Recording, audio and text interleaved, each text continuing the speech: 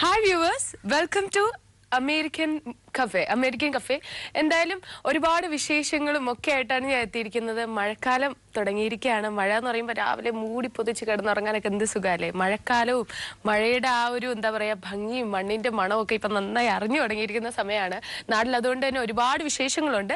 നിങ്ങളുടെ വിശേഷങ്ങൾ എന്നെ വിളിച്ച് പറയുക, ഒട്ടും തന്നെ വൈകാതെ. അപ്പൊ ഞാൻ പറഞ്ഞു തന്നത് നല്ല മഴയാണ് നമ്മുടെ നാട്ടില്. അപ്പൊ അമേരിക്കയിലുള്ളവരൊക്കെ മിസ് ചെയ്യുന്നുണ്ടോ കേരളത്തിലെ മഴ? എന്തായാലും ഇവിടെ നല്ല മഴയാണ്. അവിടുത്തെ ക്ലൈമറ്റ് എങ്ങനെയാണെന്നൊക്കെ വിളിച്ച് പറയുക.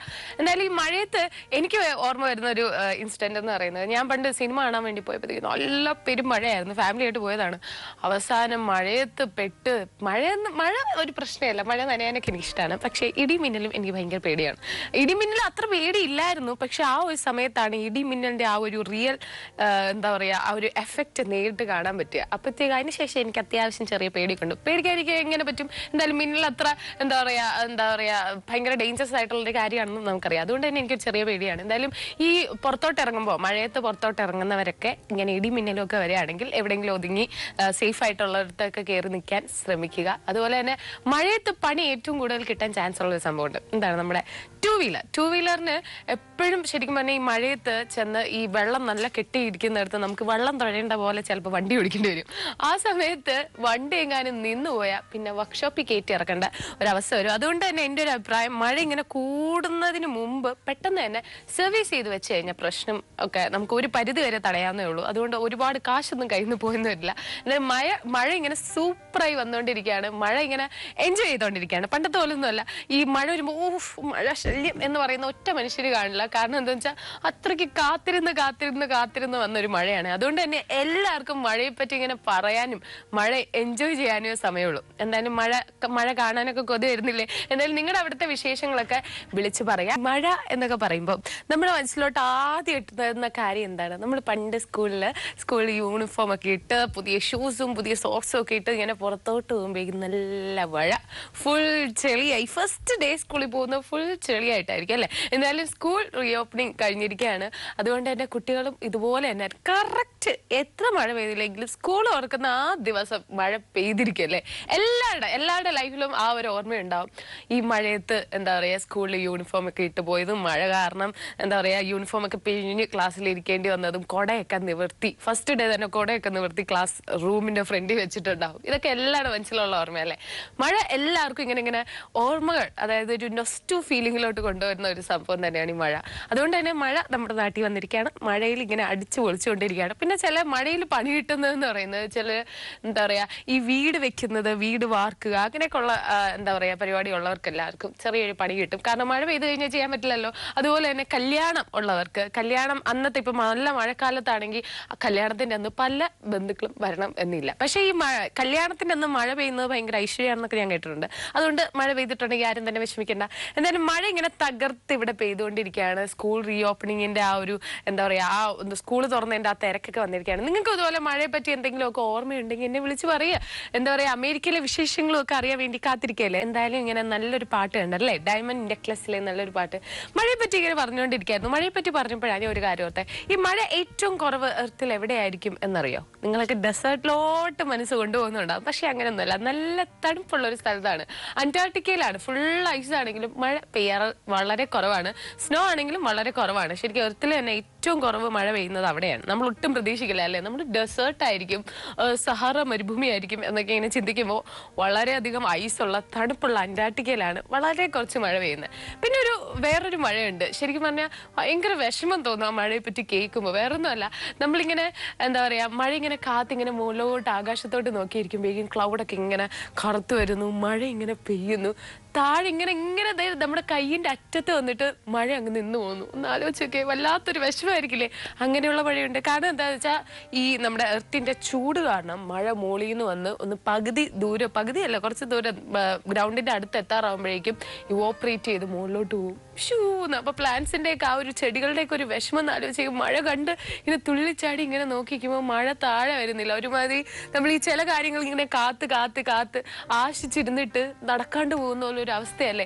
ശരിക്കും പറഞ്ഞാൽ അതും ഒരു അവസ്ഥയാണ്. എന്തായാലും അത്തരത്തിലുള്ള മഴയൊന്നും നമുക്ക് കാണാനുള്ള ഇട വന്നിട്ടില്ല. ഭാഗ്യമല്ല, കാണാനുള്ള ഇട വന്നിട്ടില്ല. കാരണം എന്താ വെച്ചാൽ അത്രത്തോളം ചൂടിലോട്ടൊന്നും നമ്മുടെ നാട് പോയിട്ടില്ല അല്ലെ, കേരളം അങ്ങനെ പോയിട്ടില്ല. എന്തായാലും അങ്ങനെയുള്ള ഒരു അവസ്ഥയും വരാണ്ടിരിക്കുന്നതാണ് നല്ലത്. എന്തായാലും അമേരിക്കയിലെ വിശേഷങ്ങൾ നിങ്ങൾ എന്നെ വിളിച്ചു പറയാം. ഇങ്ങനെ മഴയെ പറ്റി പറഞ്ഞുകൊണ്ടിരുന്നപ്പോഴത്തേക്ക് ഞാൻ ഒരു കാര്യം മറന്നുപോയി. ഇന്ന് വേൾഡ് എൻവയോൺമെന്റൽ ഡേ അല്ലെ. അതുകൊണ്ട് തന്നെ പരിസ്ഥിതിയെ ഒന്ന് ബഹുമാനിക്കുക, ഒന്ന് വൃത്തിയാക്കി വെക്കുക, നമ്മുടെ എന്താ പറയാ നമ്മുടെ പ്രകൃതിയെ നശിപ്പിക്കാതിരിക്കാൻ വേണ്ടിയിട്ട് ഓർമ്മിപ്പിക്കുന്ന ഒരു ദിവസം കൂടിയാണ്. അതുകൊണ്ട് തന്നെ മാക്സിമം നമുക്ക് പ്രകൃതിയെ സഹായിക്കുന്ന രീതിയിലുള്ള കാര്യങ്ങളൊക്കെ ഇന്നെങ്കിലും ചെയ്യാം അല്ലേ. ശരിക്കും പറഞ്ഞാൽ ഇന്ന് മാത്രം ചെയ്തിട്ട് ഒരു കാര്യമില്ല.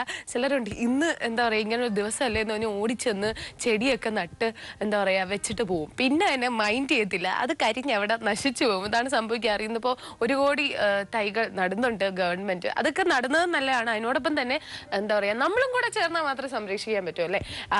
നടുന്നവർ തന്നെ നോക്കണം എന്ന് വിചാരിച്ചിട്ട് കാര്യമില്ല. ഇപ്പൊ ഒരു ചെടി കണ്ടു കഴിഞ്ഞാൽ, വഴിയിലാണെങ്കിൽ പോലും ഒരു ചെടി എന്താ കരിഞ്ഞ് നിൽക്കുന്ന കണ്ടു കഴിഞ്ഞാൽ അത് വലിയൊരു മരം ആവാനുള്ള ചെടിയാണ് എന്നുണ്ടെങ്കിൽ നമുക്ക് കുറച്ച് വെള്ളം ഒഴിക്കാം. അതിൽ ഒരു തെറ്റുമില്ല. തെറ്റെന്നല്ല, അത് നമ്മൾ കാണിക്കുക, നമ്മുടെ മനോഭാവം മാറ്റേണ്ടതാണ്. നമ്മൾ കുറച്ച് എഫേർട്ട് എടുത്തു കഴിഞ്ഞാൽ നമ്മുടെ ചുറ്റും നല്ല പച്ചപ്പും ഇലകളും ഒക്കെ ഉള്ള മരങ്ങൾ വരും. മരങ്ങൾ വന്നു കഴിഞ്ഞാൽ എന്താ ഗുണം? ഈ മഴ ഇടയ്ക്കിടയ്ക്ക് വരും. അപ്പൊ നമുക്ക് മഴ എൻജോയ് ചെയ്യാലോ. എന്തായാലും ഈ ദിവസം മാത്രമല്ല, ശരിക്കും പറഞ്ഞാൽ എന്നും പ്രകൃതിയെ സംരക്ഷിക്കേണ്ട ഒരുപാട് കാര്യങ്ങൾ നമ്മൾ ചെയ്യണം. അത് നമ്മൾ എന്നും ഇങ്ങനെ മറന്നു നോക്കൊണ്ടിരിക്കും. മറക്കുന്നത് സ്വാഭാവികം, നമ്മളൊക്കെ മനുഷ്യന്മാരല്ലേ. പക്ഷെ ഇടയ്ക്കിടയ്ക്ക് ഓർക്കുക. ഇടയ്ക്കിടയ്ക്ക് ഇങ്ങനെയുള്ള ദിവസങ്ങൾ വരുന്നതുകൊണ്ട് നമ്മൾ ഓർക്കുന്നുണ്ട്. അതുകൊണ്ട് തന്നെ ഈ ഓർമ്മപ്പെടുത്തലുകൾ നമ്മൾ യൂസ് ചെയ്യുക.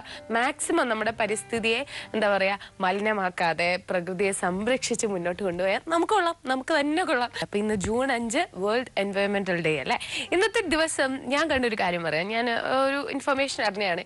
ഈ സീഡ് ബോൾസ് എന്ന് കേട്ടിട്ടുണ്ടോ? സീഡ് ബോൾസ് എന്ന് പറയുന്നത് ഇങ്ങനെ ഉണ്ടാക്കി എടുക്കുന്ന ഒരു സംഭവമാണ്. അതായത് കുറച്ച് മണ്ണും കുറച്ച് നമ്മുടെ ചാണകവും നന്നായിട്ട് കുഴച്ചതിന് ശേഷം റൗണ്ട് പോലെ കയ്യിൽ പരത്തിയിട്ട് അതിനകത്ത് നമുക്ക് ഏത് സീഡാണോ വേണ്ടത് ആ സീഡ് അതിനകത്ത് വെച്ചിട്ട് തിരിച്ച് അത് ബോളാക്കും. ബോളാക്കി ഇങ്ങനെ കുറേ ബോൾസ് ഉണ്ടാക്കിയിട്ട് നമുക്ക് എവിടെയെങ്കിലും ഒക്കെ ചെടി വേണം എന്നുണ്ടെങ്കിൽ അവിടെ എറിഞ്ഞാൽ മതി, അവിടെ അത് മുളച്ചുണ്ടായിക്കോളും എന്നാണ് പറയുന്നത്. ഇപ്പോഴത്തെ കാലത്ത് നമുക്ക് സമയമൊന്നുമില്ല, നമുക്ക് ചെടി നടാൻ സമയമൊന്നുമില്ല, നമ്മൾ ഭയങ്കര ബിസിയാണ്. അതുകൊണ്ട് തന്നെ ഇങ്ങനത്തെ ബോൾസ് നമുക്ക് വാങ്ങാൻ കിട്ടും. ഈ ബോൾസ് നമുക്കിപ്പോൾ പോകുന്ന വഴിക്കോ, അതായത് കുറേ സ്ഥലം ചുമ്മാ കിടക്കുന്നു അങ്ങനെയൊക്കെ തോന്നുകയാണെങ്കിൽ അവിടെയൊക്കെ ഇട്ടിട്ട് പോയി കഴിഞ്ഞാൽ ആ ചെടികൾ വളരും. അതുപോലെ തന്നെ നമ്മുടെ വീടിന്റെ ചുറ്റിനും ഒക്കെ നമുക്ക് എവിടാന്ന് വെച്ചാൽ അവിടെയൊക്കെ ഇടാം. നല്ല എന്താ പറയുക യൂസ്ഫുൾ ആയിട്ടുള്ള ചെടികൾ അവിടെ വളരും. അപ്പൊ ഈ സീഡ് ബോൾസ് ഇനിയിപ്പോൾ വാങ്ങാൻ കിട്ടുകയാണെങ്കിൽ നിങ്ങൾ എല്ലാവരും വാങ്ങുക, അതെങ്കിലും പരീക്ഷിക്കുക. അല്ലാണ്ട് ചെടി നടാനൊന്നും ആർക്കും സമയമില്ല. ഈ ചെടി നടാൻ ഒരുപാട് ഇൻട്രസ്റ്റഡ് ആയിട്ടുള്ളവർക്കും പിന്നെ വേറൊരു കാര്യം ഈ ഭയങ്കര ബിസി ആയിരിക്കും. പിന്നെ ഈ കുറേ എന്താ പറയാ ഇങ്ങനെ കാട് പോലെയൊക്കെ ചെടി എല്ലാം കൂടെ വളർന്ന് വരുമ്പോഴേക്കും നമുക്ക് ഈ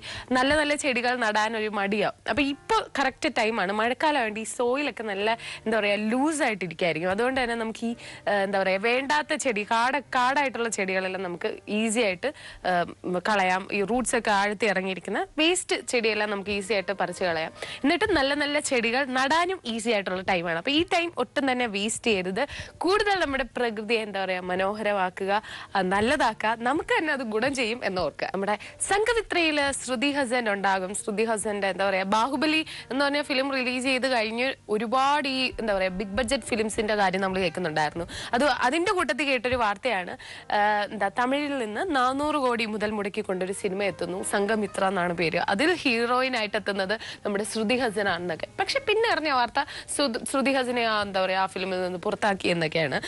എന്തായാലും ശ്രുതി ഹസൻ തന്നെ എന്റെ സത്യാവസ്ഥ എന്താന്ന് പറഞ്ഞിട്ടുണ്ട്. എന്താന്ന് വെച്ചാൽ ശ്രുതി ഹസൻ പറയുന്നത് ഒരു 2 ഇയേഴ്സിന്റെ ടൈമാണ് കൊടുത്തത്. പിന്നെ അതിന് വേണ്ടിയിട്ട് ട്രെയിനിങ് ഒക്കെ വേണമായിരുന്നു. അതിന് സ്വന്തമായിട്ട് കാശ് മുടക്കി ട്രെയിനറിനെയൊക്കെ വെച്ച് പ്രാക്ടീസ് ചെയ്തുകൊണ്ടിരിക്കുന്ന സമയത്താണ് ശരിക്കും മനസ്സിലായത് ഇവരെന്ന് പറഞ്ഞാൽ അത്ര നേരെ ഒന്നും കാര്യം മുന്നോട്ട് കൊണ്ടുപോകില്ല. 2 ഇയേഴ്സ് ആണ് ഡേറ്റ് കൊടുത്തെങ്കിൽ ഇത് 2 ഇയേഴ്സ് ഒന്നും പോരാ, ഒരു 4 ഇയേഴ്സ് വേണ്ടി വരും ഇങ്ങനെ പോയാൽ എന്നൊക്കെ മനസ്സിലാക്കി ശ്രുതി ഹസൻ തനിയെ പിന്മാറുകയായിരുന്നു എന്നാണ് പറയുന്നത്. എന്തായാലും ശ്രുതി ഹസൻ എന്താ പറയാ ശ്രുതി ഹസനെ അത്തരത്തിലുള്ള ഒരു ബിഗ് ബഡ്ജറ്റ് ഫിലിമിൽ നമ്മൾ കാണാൻ കൊതിച്ചത് വേസ്റ്റ് ആയി. ഇനി പോരാൻ നമ്മൾ പുതിയത് വരുമായിരിക്കും. എന്തായാലും സംഘമിത്രയും ചിലപ്പോൾ ഇനി നല്ല രീതിയിൽ പുരോഗമിച്ച് നല്ലൊരു സിനിമയായി വന്നെന്നിരിക്കാം. അതുപോലെ തന്നെ ഇപ്പോൾ ഫിലിം റിലീസ് ചെയ്യാൻ നമ്മളെല്ലാവരും കാത്തിരിക്കുന്ന ഒരു സിനിമയുണ്ടല്ലേ, ഉദാഹരണം സുജാത. നമ്മുടെ എന്താ പറയാ മഞ്ജു വാര്യർ കെയർ ഓഫ് സൈറ ഭാനുവിന് ശേഷം ഇപ്പോൾ അഭിനയിച്ചുകൊണ്ടിരിക്കുന്ന സിനിമയാണ്. ശരിക്കും മഞ്ജു വാര്യറിനെ നോക്കുകയാണെങ്കിൽ വളരെ എന്താ പറയാ സാമൂഹ്യപരമായി എന്താ പറയാ നല്ല എന്താ പറയാ ഇമ്പോർട്ടൻസ് ഉള്ള സിനിമകളാണ് കൂടുതലും ചെയ്യാറ്.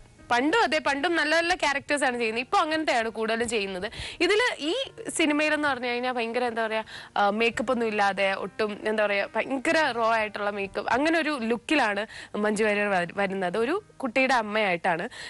ക്യാരക്ടർ എന്തായിരിക്കും ഈ ക്യാരക്ടർ പറയാൻ പോകുന്നത് എന്നൊന്നും നമുക്കറിയില്ല, സിനിമ കണ്ടാൽ മാത്രമേ അറിയൂ. പക്ഷെ എന്റെ ഫസ്റ്റ് ലുക്ക് പോസ്റ്റർ എന്ന് പറയുന്നത് ശരിക്കും ഇംപ്രസ് ചെയ്യുന്ന രീതിയിലൊരു പോസ്റ്റർ തന്നെയായിരുന്നു. എന്തായാലും ആ സിനിമയ്ക്ക് വേണ്ടി നമുക്ക് കാത്തിരിക്കാം. എന്തായാലും എനിക്കൊരു മെയിലുണ്ട്. അമേരിക്കയിൽ നിന്ന് അരവിന്ദാണ് അയച്ചിരിക്കുന്നത്. അരവിന്ദന്റെ ഫ്രണ്ട് അനൂപിന്റെ ബർത്ത്ഡേ ആണ് ഈ ജൂൺ 8-ന്. ജൂൺ 8 എന്ന് പറയുമ്പോഴും വെനസ്ഡേ അല്ലെ, ജൂൺ 8-നാണ് ബർത്ത്ഡേ. അപ്പൊ അനൂപിന് വേണ്ടി വലിയൊരു വിഷ് പറഞ്ഞേക്കണം. അപ്പൊ ഹാപ്പി ബർത്ത്ഡേ അനൂപ് എന്ന് എന്റെ വകയും പറഞ്ഞിരിക്കുകയാണ്. അരവിന്ദും അവിടെ നിന്ന് പറഞ്ഞിരിക്കുകയാണ്. അടിച്ചു പൊളിക്കുമായിരിക്കും അല്ലെ, ചെലവൊക്കെ ഞാൻ മിസ് ചെയ്യുന്നുണ്ട് എന്നൊക്കെയാണ് അയച്ചിരിക്കുന്നത്. എന്തായാലും ചെലവിനെ പറ്റിയാണ് കേട്ടോ ചിന്ത അനൂപെ അരവിന്ദന്. അതുകൊണ്ടാണ് എന്താ പറയാ ഈ മെയിൽ അയച്ചിരിക്കുന്നത് എന്നൊക്കെയാണ് പറഞ്ഞിരിക്കുന്നത്. എന്തായാലും നിങ്ങളുടെ ആ ഫ്രണ്ട്ഷിപ്പ് എനിക്ക് മനസ്സിലായി, നിങ്ങൾ ചങ്ക് ബ്രോസ് ആണെന്ന് എന്തായാലും മനസ്സിലായി. അവിടുന്ന് ആലോചിച്ച് എന്താ പറയാ ബെസ്റ്റ് ഫ്രണ്ടിന്റെ വിഷ് ഇങ്ങനെ അയക്കാന്നൊക്കെ പറഞ്ഞാൽ, പ്രത്യേകിച്ച് ആൺകുട്ടികൾ ഇതൊക്കെ മറന്നു പോകുന്നതാണ്. ഓർത്തയക്കുക എന്ന് പറഞ്ഞു കഴിഞ്ഞാൽ വലിയൊരു കാര്യം തന്നെയാണ്. അപ്പൊ ഹാപ്പി ബർത്ത്ഡേ അനൂപ്, അടിച്ചു പൊളിക്കുക. അരവിന്ദ് ഇല്ലാത്തതൊന്നും ഓർക്കണ്ട, പൊളിച്ചോളാനൊക്കെയാണ് പറഞ്ഞു എഴുതിയിരിക്കുന്നത്. എന്തായാലും ഒന്നും കൂടെ ഹാപ്പി ബർത്ത്ഡേ അനൂപ്. എന്തായാലും ഞാൻ ഇങ്ങനെ ആലോചിച്ചുകൊണ്ടിരിക്കുകയായിരുന്നു വണ്ടർ വുമൺ എന്ന സിനിമയെ പറ്റി. ഞാനിപ്പോൾ കണ്ടേ ഉള്ളൂ, എന്താ പറയുക ഇപ്പൊ റിലീസ് ആയതാണ്. വണ്ടർ വുമൺ എന്ന ഫിലിം പൊതുവെ ഈ സ്ത്രീകൾ അല്ലെങ്കിൽ ലേഡീസ് എന്താ സൂപ്പർ സ്റ്റാർ അല്ലെങ്കിൽ സൂപ്പർ ഹീറോ ആയിട്ടൊക്കെ വരുമ്പോഴേക്കും എനിക്കൊരു ത്രില്ലാണ്. യെസ് എന്ന് പറഞ്ഞാൽ ഓടിച്ചെന്ന് ആദ്യം തന്നെ കാണും. അല്ലാത്ത സൂപ്പർ ഹീറോ ഫിലിംസും എനിക്ക് ഭയങ്കര ഇഷ്ടമാണ്. ഈ ഫിലിം എന്ന് പറയുമ്പോൾ ഒരു എന്താ പറയുക ലേഡി സൂപ്പർ ഹീറോ ആയിട്ട് വരുമ്പോൾ നമുക്ക് തന്നെ സ്വന്തമായിട്ട് ഞാനും ഒരു സൂപ്പർ ഹീറോയിൻ ആണെന്നൊക്കെ സ്വയം തോന്നും. അത് ഇങ്ങനത്തെ സിനിമയൊക്കെ കണ്ടു കഴിഞ്ഞാൽ എൻ്റെ ഒരു ഐഡിയ എന്ന് പറഞ്ഞാൽ ഈ സ്ത്രീകൾ പ്രത്യേകിച്ച് കണ്ടു കഴിഞ്ഞാൽ യെസ് നമുക്കും ഇതൊക്കെ പറ്റും, നമുക്കും ചില കാര്യങ്ങളൊക്കെ പറ്റും എന്നൊരു തോന്നൽ വരും. എന്നും പറഞ്ഞ് വണ്ടർ വുമൺ ഒന്നും കണ്ടിട്ട് എന്താ പറയാ 10 നിലയുടെ മുകളിൽ നിന്ന് എന്നൊന്ന് പറഞ്ഞ് ചാടിക്കളയരുത്. ഞാൻ പറഞ്ഞ ലൈഫിലും നമുക്ക് പല കാര്യങ്ങളും ചെയ്യാൻ പറ്റും, കുറച്ചുകൂടെ നമ്മൾ സ്മാർട്ടാണ്, നമ്മൾ ചെയ്യേണ്ട ഒരുപാട് കാര്യങ്ങളുണ്ട് എന്നൊക്കെ ഒരു ഫീലിംഗ് കിട്ടും. അതുപോലെ തന്നെ ലവ് എന്നുള്ള കാര്യം ശരിക്കും സ്ത്രീകൾക്ക് ഒരുപാട് ഇമ്പോർട്ടൻ്റ് ആണ് എന്നുള്ളൊരു ഇതും കൂടെ ആ ഒരു ഫിലിം നമുക്ക് കൺവേ ചെയ്യുന്നുണ്ട്. അത് ശരിയാണല്ലേ, സ്ത്രീകൾ എന്ന് പറഞ്ഞാൽ ഭയങ്കര എന്താ പറയാ ലവ് കെയർ അതൊക്കെ ഇഷ്ടപ്പെടുന്നതും അത് കൊടുക്കുന്നതുമായിട്ടുള്ള. അപ്പൊ ആ ലവ് എന്ന് പറയുന്ന ഒരു ഫാക്ടർ ശരിക്കും സ്ത്രീകൾക്ക് ചുറ്റിനും ഉണ്ട് എന്നുണ്ടെങ്കിൽ, എന്ന് വെച്ചാൽ കിട്ടേണ്ട അടുത്ത് നിന്ന് ലവും കെയറും ഒക്കെ കിട്ടുന്നുണ്ട് എന്നുണ്ടെങ്കിൽ അവർ കൂടുതൽ സ്മാർട്ട് ആയിരിക്കും. അവരുടെ പവർ കറക്റ്റ് ആയിട്ട് എന്താന്ന് അപ്പോഴായിരിക്കും തിരിച്ചറിയാൻ പറ്റുന്നത്. എന്നൊക്കെ ആ ഒരു സിനിമയുടെ ഒരു എന്താ പറയാ അങ്ങനെയൊക്കെ കൺവേ ചെയ്യാനും ആ സിനിമ ശ്രമിക്കുന്നുണ്ട്. അതുപോലെ തന്നെയാണ് ലൈഫിൽ. എന്തായാലും വണ്ടർ വുമനെ പറ്റി പറഞ്ഞപ്പോഴത്തേക്ക് ഞാൻ ആ വണ്ടറിന്റെ ലോകത്തിൽ.